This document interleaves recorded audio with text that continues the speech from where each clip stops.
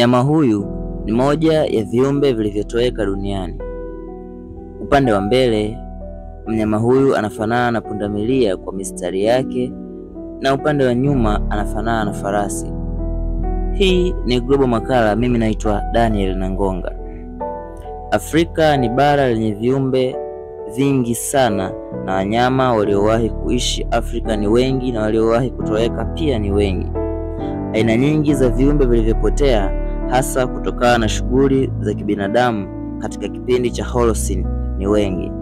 Holocene ni kipindi cha mwisho cha miaka 11,700 katika historia ya dunia. Mbali na bara la Afrika, pia visiwa vya St. Helena, pia visiwa vya Micronesia, Tristan da Cunha ni miongoni mwa maeneo mengine duniani ambayo viumbe hai vilitoweka hasa kutokana na shughuli za kibinadamu katika kipindi hiki cha Holocene. Mnyama huyu anaitwa quagga.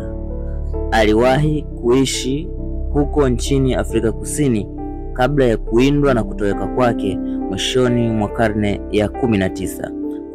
Quagga yaaminika alikuwa na urefu wa sentimita 257 ambazo ni sawa na futi 8 na inchi 5 na kimo cha futi 4 na inchi 1 hadi futi 4 na inchi 5. Huyu alikuwa akitofautishwa na pundamilia wengine kwa sababu alikuwa na milia, yani mistari yenye rangi ya kahawia na meupe upande wa mbele, ila upande wake wa nyuma alikuwa na rangi ya kahawia bila mistari.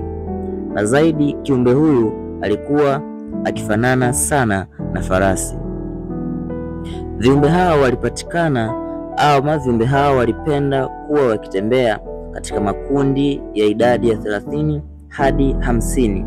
Walipatikana kwa wingi zaidi katika maeneo ya Orange Free State huko nchini Afrika Kusini. Baada ya wazungu kuhamia nchini Afrika Kusini, quagga walianza kuindwa sana na baadhi yao walichukuliwa kwenda kwenye zoo za kutunzia wanyama huko barani Ulaya. Lakini upandishaji wao, yani breeding, haukufanikiwa. Mwaka 1878 viumbe hawa walipotea kabisa msituni, na quagga wa mwisho kabisa alikufa huko Amsterdam, Holanzi, tarehe 12 mwezi wa 8 mwaka 1883. Kati ya viumbe hawa wote ni mmoja tu ndiye aliyewahi kupigwa picha akiwa mzima, na hii ndiyo picha yake.